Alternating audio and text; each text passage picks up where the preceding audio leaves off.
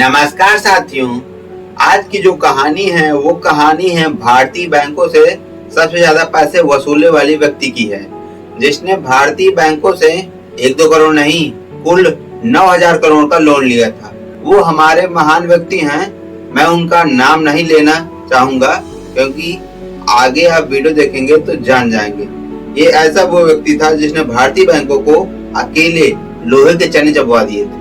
कहानी का प्रारंभ होता है इस महान व्यक्ति के फादर से, जो थे विट्ठल माल्या। विट्ठल माल्या का जन्म 18 फरवरी 1924 को कर्नाटक में हुआ था।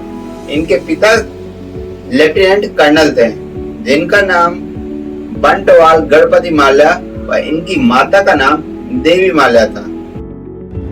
युवा विट्ठल को भारत की कई संस्कृतियों का ज्ञान था। ज्ञान इसलिए था कि वह भारत भर के कई छावनी शहरों में बड़े हुए थे। जब वे 12 वर्ष के थे तो टून स्कूल पढ़ने चले गए थे। टून स्कूल में इनका दाखिला इनके पिताजी के बदौलत हुआ था। विट्ठल स्कूल में एक उज्जवल छात्र थे। अपने शैक्षणिक जीवन के दौरान उन्हें कई बार दोहरी पदोन्नति मिली।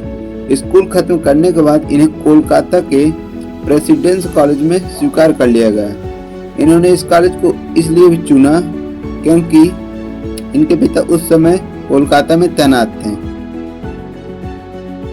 अपनी स्नातक स्तर की पढ़ाई के बाद इन्होंने 2 साल से अधिक समय तक एक भव्य दौरे में विदेश यात्रा की, जो 2 कारणों से की थी। सबसे पहले इनके पिता, जिन्होंने इंग्लैंड में अध्ययन किया था और कुछ हद तक एंग्लोफाइल थे, चाहते थे कि उन्हें यूरोप और भारत के बाहर की व्यापक दुनिया का कुछ अनुभव हो। सन 1946 में इन्होंने यूबी ग्रुप्स के शेयर खरीदना शुरू कर दिया और धीरे धीरे यूबी ग्रुप्स ने सन 1947 में इन्हें भारत का पहला भारतीय निदेशक बना दिया। 1951 में इन्होंने मैकडॉवेल एंड कंपनी का अधिग्रहण कर लिया। सन 1960 के दशक के प्रारंभ में विट्ठल ने कलकत्ता में वापस आकर केरो एंड कंपनी लिमिटेड और फ्रिप्सन एंड कंपनी लिमिटेड, जो एक प्रमुख शराब वितरण कंपनी थी, उसका अधिग्रहण करके शराब बाजार पर अधिक नियंत्रण प्राप्त कर लिया।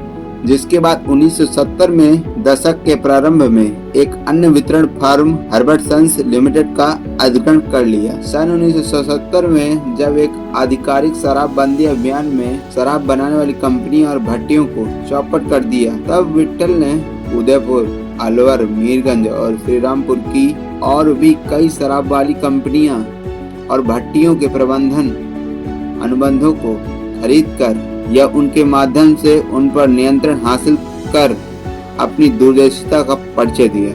विट्ठल ने पांडिचेरी में एक संयंत्र स्थापित किया, जबकि बाजार में मंदी के कारण उन संयंत्र बिक न सके। इस प्रक्रिया में उन्होंने अंततः मोहन मिकिन को पछाड़कर बियर और शराब के बादशाह का खिताब हासिल कर लिया। विट्ठल ने जम्मू कश्मीर सरकार से नर्सरी शुरू करने के लिए 2 एकड़ जमीन पट्टे पर ले लिए और फिर कश्मीर के किसानों को हाप्स के पौधे वितरित किए और उनकी सारी उपज खरीद ली, जिससे उन्हें बियर उद्योग के सबसे महत्वपूर्ण घटक पर प्रभावी नियंत्रण मिल गया।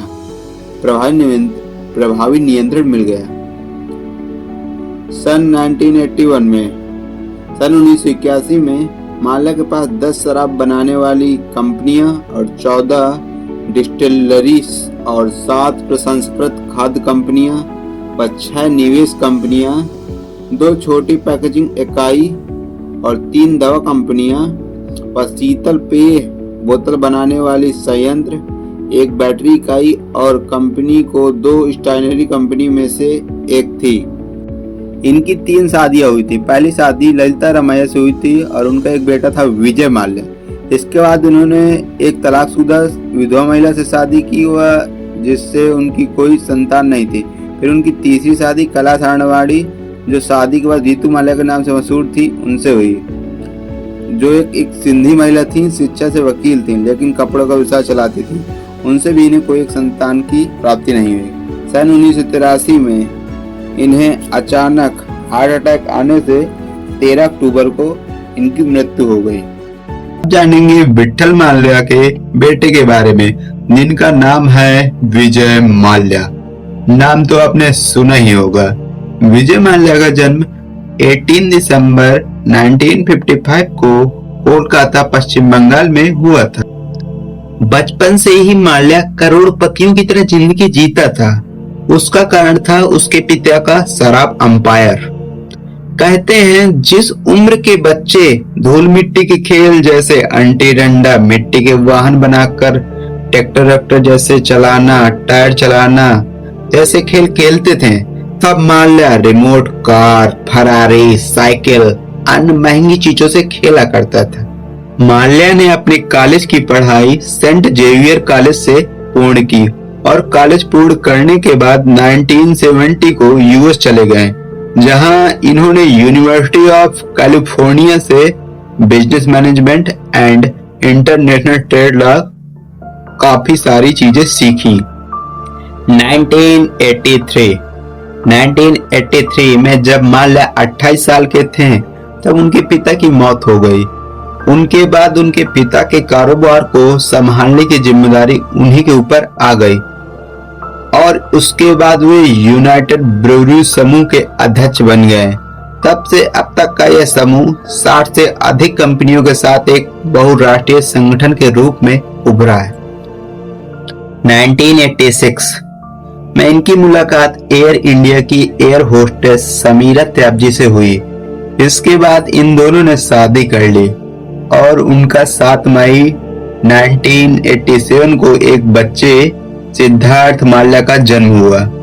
इसके कुछ ही समय बाद दोनों का तलाक हो गया। 1993 में माल्या ने रेखा के साथ दूसरी शादी कर ली। वे दोनों एक दूसरे को बचपन से जानते थे। माल्या राजनीति में सन 2000 में आए और कर्नाटक में विधायी चुनाव लड़ा, जिसमें उन्हें हार से मुलाकात करनी पड़ी। विजय माल्या के जो मुख्य बिजनेस हैं वो है यूबी ग्रुप्स, जो भारत की सबसे बड़ी स्पिरिट्स कंपनी है। किंगफिशर एयरलाइन की स्थापना जो एक प्रमुख भारतीय एयरलाइन थी। Force India Formula 1 team Kingfisher beer UB groups का एक उत्पाद है जो भारत में सबसे लोकप्रिय बियर ब्रांडों में से एक है। फुटबॉल में ईस्ट बंगाल और मोहन बागान club, cricket RCB, horse racing United racing और ब्लड स्टोक ब्रीडर्स के मालिक। ये कुछ बिजनेस हैं विजय माल्या के, जो फिलहाल मुझे नहीं लगता बचे हैं।